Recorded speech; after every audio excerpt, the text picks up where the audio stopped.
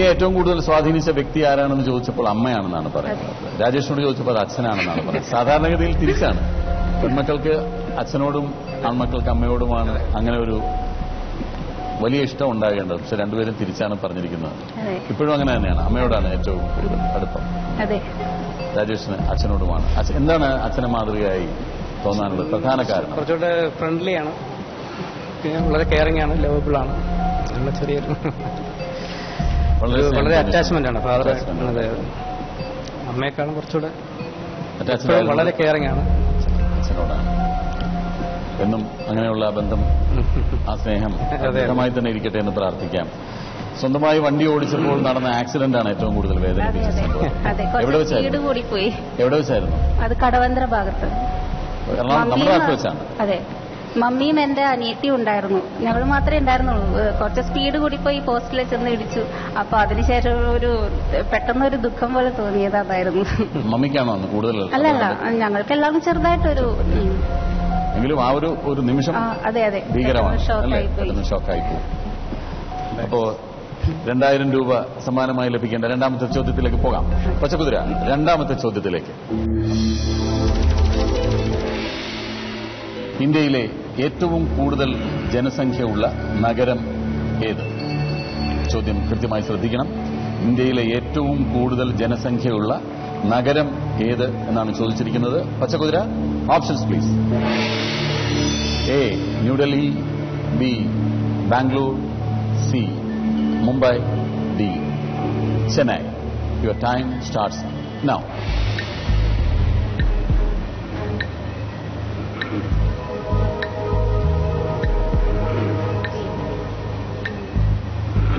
C Mumbai.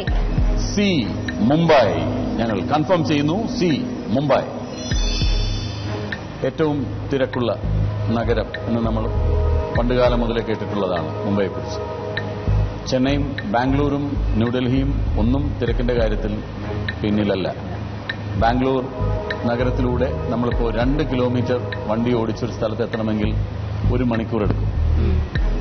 2-3 kilometre താണ്ടാൻ നമുക്ക് 1 മണിക്കൂറാണ്. റോഡിൽ അത്രയധികം വണ്ടികളും അത്ര തിരക്കുള്ള സ്ഥലമാണ് ബാംഗ്ലൂർ. ചെന്നൈ മോശമല്ല, ന്യൂഡൽഹി ഇന്ത്യയുടെ തലസ്ഥാനമാണ്. പക്ഷേ അതിനേക്കാളെല്ലാം തിരക്ക് മുംബൈയിലാണെന്നാണ് സിനിയും രാജേഷും കൂടി തീരുമാനിച്ചിരിക്കുന്നത്. പച്ചക്കുതിര, ഏതാണ് ശരിയായ ഉത്തരം?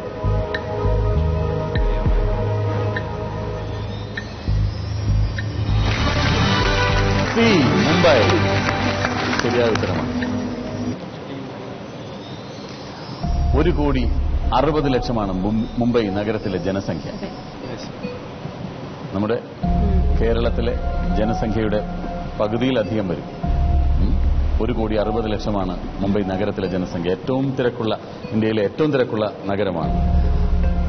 ഉത്തരം ശരിയാകുമ്പോഴുള്ള സിനിയുടെ ചിരി കാണാനാണ് ഏറ്റവും സന്തോഷം. വലിയൊരു ആങ്സൈറ്റഡ് ആളാണ്. ഭയങ്കര ആങ്സൈറ്റി ഉള്ള ആളാണ്. ഈ സിനിമയിൽ അഭിനയിക്കാൻ വന്നിട്ടുണ്ട്, കണ്ടിട്ടുണ്ടെന്നൊക്കെ പറയുന്നതല്ലാതെ ഞാനന്ന് സംസാരിച്ചിട്ടോ എനിക്കങ്ങനെ ഒന്നും പരിചയമൊന്നുമില്ല. സിനിയുടെ മുഖം ഓർമ്മയുണ്ടായതുകൊണ്ട് മാത്രം ഞാൻ ചോദിച്ചതാണ്. ഭയങ്കര പേടിയൊക്കെ ആയിരുന്നു. ആരോട് അധികം സംസാരിക്കുകയൊന്നുമില്ല. ഒന്ന് ട്രൈ ചെയ്യാന്ന് വിചാരിച്ചു. പക്ഷെ എന്നാലും പഠിക്കണം, ജോലി ചെയ്യണം തന്നെയായിരുന്നു ആഗ്രഹം. പക്ഷെ കലാതിലകവും ആയിരുന്നില്ലേ? ആയിരുന്നു. 5 വർഷം കലാമത്സരങ്ങളിൽ മത്സരിച്ചിട്ട് 5ാമത്തെ വർഷം കലാതിലകമായി. പിന്നീട് എന്താണ് അപ്പൊ കലാതിലകമായ ഒരാൾക്ക് എന്തായാലും കലാരംഗത്തല്ലേ കൂടുതൽ ശ്രദ്ധ വരേണ്ടത്? ശരിയാണ്.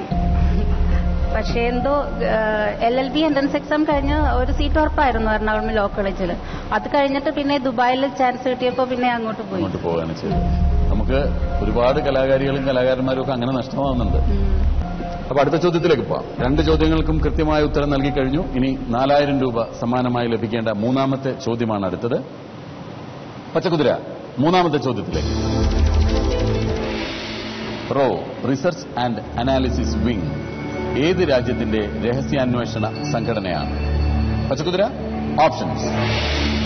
A India, B China, C Britain, D France. Your time starts now.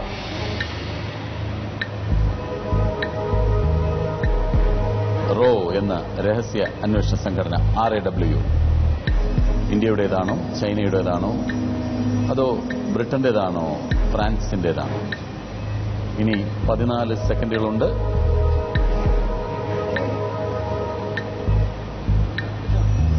ഇനി 8 സെക്കൻഡേ ഉള്ളൂ. പെട്ടെന്ന് തന്നെ പറയണം. C Britain. പച്ചക്കുതിര ഞങ്ങൾ കൺഫേം ചെയ്യുന്നു. C Britain.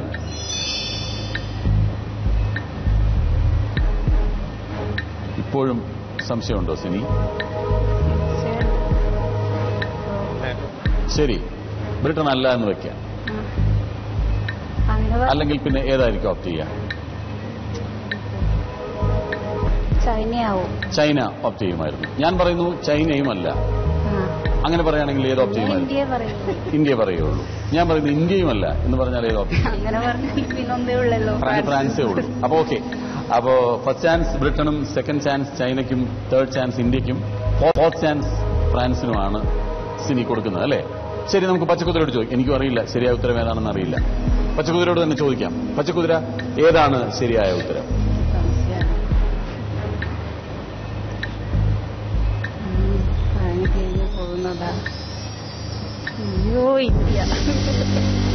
Very sorry. പക്ഷെ ഒരു തെറ്റുത്തരത്തിനും സിനി ഇതുപോലെ ചിരിക്കുമെന്ന് ഞാൻ വിചാരിച്ചില്ല.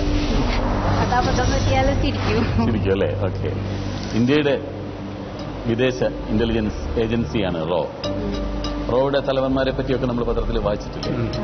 സിനിമയിൽ നമ്മൾ റോ എന്ന ഇന്റലിജൻസ് സംഘടന ഉപയോഗിച്ചിട്ടുണ്ട്. ഹൈവേ എന്ന സിനിമയിൽ സുരേഷ് ഗോപി റോയുടെ ഉദ്യോഗസ്ഥനായിട്ടാണ് അഭിനയിച്ചത്. ഇന്ത്യയുടെ വിദേശ ഇന്റലിജൻസ് ഏജൻസിയാണ് റോ, RAW. അപ്പോ അത് തെറ്റിപ്പോയി. എനിക്ക് തോന്നിയിരുന്നു റിസർച്ചൊക്കെ നടക്കുന്നത് കൂടുതൽ ഇന്ത്യയിലാണെന്നും, പക്ഷേ കൂടുതലും ഇംഗ്ലീഷ് രാജ്യങ്ങളാണല്ലോ ഇതിലൊക്കെ മുൻപ് ചാരസംഘടനകളൊക്കെ ഉള്ളത് അല്ലേ? പക്ഷെ നമുക്കുണ്ട് ഇതെല്ലാം. എങ്കിലേ നമ്മുടെയും സ്വയരക്ഷ കൊണ്ടുപോകണ്ടേ?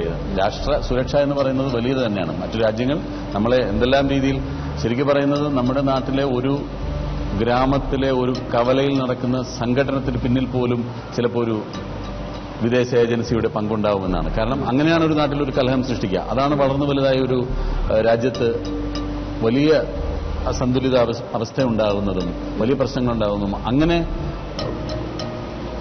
രാജ്യത്തിനകത്ത് തന്നെ ഒരു പ്രശ്നമുള്ള രാജ്യങ്ങളെ ആക്രമിക്കാനും കീഴ്പ്പെടുത്താനും വളരെ എളുപ്പമാണെന്ന് ചിന്തിക്കുന്ന ആളുകളുണ്ട്. അപ്പോൾ നമ്മൾ എന്തും ഭയപ്പെടേണ്ട കാലഘട്ടമാണ്. അപ്പോൾ മറ്റു രാജ്യങ്ങൾ, പ്രത്യേകിച്ച് വളർന്നു വരുന്ന സാമ്പത്തികമായൊക്കെ വളരെ ഉന്നതിയിലേക്ക് കുതിക്കുന്ന ഇന്ത്യയെ മറ്റു പല രാജ്യങ്ങളും ഭയക്കുന്നുണ്ടാവും. അപ്പോൾ അവരുടെയൊക്കെ പ്രവർത്തനങ്ങൾ എന്തൊക്കെയാണെന്ന് നിരീക്ഷിക്കാൻ നമുക്കും വേണം ഒരു രഹസ്യാന്വേഷണ ഏജൻസി. അതാണ് റോ. ഏതായാലും സാരമില്ല, 2 ചോദ്യങ്ങൾക്ക് കൃത്യമായ ഉത്തരം പറഞ്ഞു. 2000 രൂപയ്ക്കുള്ള ഫർണിച്ചർ സമ്മാനമായി ലഭിച്ചു. ഒരുപാട് കാലം കഴിഞ്ഞ് സിനിയെ നേരിട്ട് കാണാൻ സാധിച്ചതാണ്. വളരെ സന്തോഷം. രാജേഷ്, രണ്ടുപേർക്കും നല്ലൊരു കുടുംബജീവിതം ആശംസിച്ചുകൊണ്ട് തൽക്കാലം പച്ചക്കുതിരയിൽ നിന്ന് വിടാം. ഒരുപാട് നന്ദി.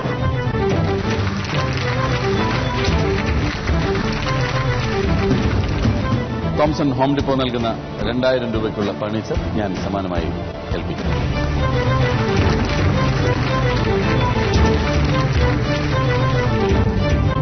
ഇനിയും 2 കുടുംബങ്ങളാണ് പച്ചക്കുതിരയുടെ ഈ മത്സരവേദിയിലേക്ക് എത്താനുള്ളത്. അവരിൽ നിന്നും ആരാണ് ആദ്യം ഈ മത്സരപഥത്തിലേക്ക് എത്തുന്നത്? ഒരു രാഷ്ട്രീയ നേതാവാണ് ഇദ്ദേഹം. കോട്ടയം ജില്ലയിലെ ഒരു നിയോജക മണ്ഡലത്തിൽ നിന്നും 10 തവണ ഇദ്ദേഹം നിയമസഭയിലേക്ക് തിരഞ്ഞെടുക്കപ്പെട്ടു. പ്ലീസ്. കെ മാണി. ഉത്തരം തെറ്റാണ്. എന്റെ ഓപ്ഷൻസ് അടുത്തത് ഇന്നതായിരുന്നു. പിന്നീട് ശ്രീ AK ആന്റണിയുമായുള്ള ഇദ്ദേഹത്തിന്റെ കൂട്ടുകെട്ട് കേരള രാഷ്ട്രീയത്തിൽ തന്നെ വളരെ നിർണായകമായ ഒരു കൂട്ടുകെട്ടായി മാറി. പുതുപ്പള്ളിയാണ് ഇദ്ദേഹത്തിന്റെ നിയോജക മണ്ഡലം. നമ്മുടെ ബഹുമാന്യനായ മുഖ്യമന്ത്രി ശ്രീ ഉമ്മൻചാണ്ടിയെക്കുറിച്ചുള്ള സൂചനകളാണ് ഞാൻ പറഞ്ഞു തുടങ്ങിയത്. ശരിയായ ഉത്തരം ശ്രീ ഉമ്മൻചാണ്ടിയാണ്. തെറ്റായ ഉത്തരം അങ്ങ് പറഞ്ഞതുകൊണ്ട് തന്നെ മറ്റു ടീമിനെ ഞാൻ പച്ചക്കുതിരയുടെ മത്സരവേദിയിലേക്ക് ആനയിക്കുകയാണ്. തിരുവനന്തപുരത്ത് നിന്ന് വന്ന രതീഷിനെയും കുടുംബത്തെയും ഞാൻ പച്ചക്കുതിരയുടെ ഈ മത്സരപഥത്തിലേക്ക് ആനയിക്കുന്നു.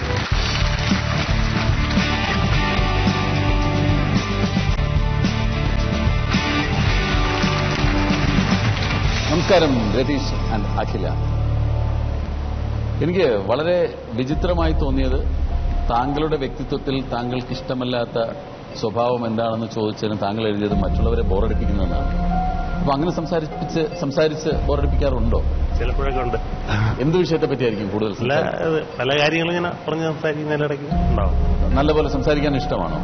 സംസാരിക്കും, കൂടുതൽ സംസാരിക്കാൻ ഇഷ്ടമാണ്. അപ്പൊ ആരെങ്കിലും പറഞ്ഞിട്ടുണ്ടോ അങ്ങനെ വല്ലാതെ ബോറടിക്കുന്നു? ചിലര് പറഞ്ഞിട്ടുണ്ടോ? ഞാൻ അപ്പൊ അത് കൺട്രോൾ ചെയ്യണം അല്ലേ? വളരെ. പക്ഷെ അങ്ങനെ ഒരു തിരിച്ചറിവുണ്ടാകുക എന്ന് പറയുന്നത് വലിയൊരു കാര്യമാണ്. ഞാൻ സംസാരിക്കുമ്പോൾ മറ്റുള്ളവർക്ക് ബോറടിക്കുന്നു എന്ന് താങ്കൾ പറയുന്നതും വളരെ ചിരിച്ചുകൊണ്ടാണ്. അതൊരു നല്ല തിരിച്ചറിവാണ്. ഞാൻ സംസാരിക്കുമ്പോൾ മറ്റുള്ളവർക്ക് ബോറടിക്കുന്നുണ്ടോ എന്ന് ഞാൻ ഭയപ്പെടാറുണ്ട്. പക്ഷെ എന്നോട് ആരും അങ്ങനെ പറഞ്ഞിട്ടില്ല. എനിക്കങ്ങനെ ഒരു തിരിച്ചറിവ് ഉണ്ടായിട്ടില്ല. അത് അങ്ങേക്കുണ്ടായെന്ന് കേൾക്കുമ്പോൾ വലിയ ബഹുമാനം തോന്നുന്നുണ്ട്. അഖിലയുടെ വ്യക്തിത്വത്തിൽ അഖിലയ്ക്ക് ഇഷ്ടമല്ലാത്ത ഒരു സ്വഭാവം എന്ന് പറയുന്നത് സഭാകമ്പം ആണ് പറയുന്നത്. എന്തിനാണ് അങ്ങനെ സഭാകമ്പം? ഇപ്പൊ തോന്നുന്നുണ്ടോ ഒരു സഭാകമ്പം? ഹസ്ബൻഡ് കുറച്ചും കൂടെ ആൾക്കാരുമായിട്ട് സംസാരിക്കുന്നതാണ്. അദ്ദേഹത്തിന്റെ പ്രോത്സാഹനം കാരണമാണ് ഇതിലോട്ട് വന്നിരിക്കുന്നത്. നമ്മള് വളരെ സിൻസിയർ ആണെങ്കിൽ, ഞാനിവിടെ വന്ന് നിങ്ങളോട് പറയാൻ ഉദ്ദേശിക്കുന്നത് ഒരുപാട് കള്ളത്തരമാണെങ്കിൽ ഞാൻ ഒരുപാട് പ്രിപ്പയർ ചെയ്യേണ്ടി വരും. അതെങ്ങനെ പറയണം, എങ്ങനെ അഖിലെ വിശ്വസിപ്പിക്കാം, എങ്ങനെയാണ് രതീഷിന് അത് ഇംപ്രസ്ഡ് ആയിട്ട് സംസാരിക്കേണ്ടത്, ഇത്രയും കാര്യങ്ങളെപ്പറ്റി ഞാൻ വളരെയധികം വേവലാതിപ്പെടുന്നുണ്ടെങ്കിൽ എന്റെ സംസാരത്തിലൊക്കെ ഒരുപാട് കൃത്രിമത്വം വരും, ഒരുപാട് പ്രശ്നങ്ങളൊക്കെ വരും. ഞാൻ വളരെ സിൻസിയർ ആണെങ്കിൽ, തുറന്ന് സംസാരിക്കുന്നെങ്കിൽ, എനിക്ക് ഇന്ന പരാധീനതയുണ്ട്, എനിക്ക് ഇന്ന പ്രശ്നമുണ്ട് എന്ന് പറയുന്നെങ്കിൽ ഒരിക്കലും നമുക്കൊരു സഭാകമ്പത്തിന്റെ ആവശ്യം ഉണ്ടാവില്ല. അഖില ഇപ്പൊ എന്റെ മുന്നിലിരിക്കുന്നതും വളരെ സഭാകമ്പത്തോടുകൂടിയാണ്. അത് മാറ്റിയേ പറ്റുള്ളൂ. അങ്ങനെ പേടിക്കേണ്ട ഒരു കാര്യമില്ല. ഞാൻ നിങ്ങളുടെ വീട്ടിൽ എല്ലാ ദിവസവും നിങ്ങൾ കാണുന്ന ഒരാളാണ്. ഞാൻ ഒരുപാട് സിനിമയിൽ എന്നെ കണ്ടിട്ടുണ്ട്. അപ്പോൾ എന്നെ നല്ല പരിചയമുണ്ട്. ഞാൻ നിങ്ങളെ ആദ്യമായിട്ട് കാണുന്നതേ ഉള്ളൂ. പക്ഷെ എനിക്ക് സഭാകമ്പം തോന്നുന്നില്ലല്ലോ. അപ്പോൾ അഖിലയ്ക്കും തോന്നേണ്ട കാര്യമില്ല. ഞാൻ വളരെ പരിചയമുള്ള ഒരാളല്ലേ. അപ്പോൾ റിലാക്സ്ഡ് ആയിട്ടിരിക്കാം. കാരണം ഞാൻ ചോദിക്കുന്ന ഓരോ ചോദ്യങ്ങൾക്ക് മറുപടി പറയണമെങ്കിൽ അഖില ഒരു സഭാകമ്പവും ഇല്ലാതെ വളരെ റിലാക്സ്ഡ് ആയിട്ടിരുന്നെങ്കിൽ മാത്രമേ ശരി ഉത്തരം പറയാൻ സാധിക്കുള്ളൂ. അപ്പോൾ ആദ്യം വേണ്ടത് വളരെ കോൺഫിഡന്റ് ആയിട്ടിരിക്കുക, വളരെ സന്തോഷമായിട്ടിരിക്കുക, വളരെ റിലാക്സ്ഡ് ആയിരിക്കുക. 2 സമ്മാനങ്ങളാണുള്ളത്. ദുബായ് ഗോൾഡ് സൂക്ക് നൽകുന്ന സ്വർണ്ണാഭരണങ്ങൾ, തോംസൺ ഹോം ഡിപ്പോ നൽകുന്ന ഫർണിച്ചർ. ഇതിലേത് സമ്മാനമാണ് വേണ്ടത്? ദുബായ് ഗോൾഡ് സൂക്ക് നൽകുന്ന സ്വർണ്ണാഭരണങ്ങൾ തന്നെ മതിയോ അഖില? അതോ 2 വേണോ? ഒന്ന് മതി. ഓക്കെ. അപ്പോ 1000 രൂപയ്ക്കുള്ള സ്വർണ്ണാഭരണങ്ങൾ സമ്മാനമായി ലഭിക്കേണ്ട ആദ്യത്തെ ചോദ്യത്തിലേക്ക് പോട്ടെ. ഭയമെല്ലാം മാറിയല്ലോ? മാറി. ഓക്കെ. പച്ചക്കുതിര, ആദ്യത്തെ ചോദ്യം. മലയാളത്തിലെ ആദ്യത്തെ കളർ ചലച്ചിത്രം. പച്ചക്കുതിര ഓപ്ഷൻസ്: എ ഭാർഗവി നിലയം, B Chemmeen, C Kandam Vecha Kottu, D Padayottam. Your time starts. Option C Kandam Vecha coat. Option C Kandam Vecha coat. വളരെ കോൺഫിഡന്റ് ആണ്. ഒട്ടും ആലോചിക്കാതെ തന്നെ ഉത്തരം പറഞ്ഞിരിക്കുകയാണ്. പച്ചക്കുതിര ഞങ്ങൾ കൺഫേം ചെയ്യുന്നു. Option C Kandam Vecha coat. Bhargavi നിലയം കണ്ടിട്ടുണ്ടോ? ഓർമ്മയില്ല. കണ്ടിട്ടുള്ള ഭാർഗവി നിലയം കണ്ട ഓർമ്മയില്ല. ഭാർഗവി നിലയം കളർ സിനിമയല്ല. ചെമ്മീൻ കളർ സിനിമയാണ്, പക്ഷെ ആദ്യത്തെ കളർ സിനിമയല്ല. പടയോട്ടം കളർ സിനിമ, ആദ്യത്തെ 70mm സിനിമയാണ്. അപ്പോ വളരെ വ്യക്തമായ ധാരണയുണ്ട്. ഏതായാലും പച്ചക്കുതിരയോട് ചോദിക്കാം. പച്ചക്കുതിര, ഏതാണ് ആദ്യത്തെ മലയാള കളർ ചലച്ചിത്രം?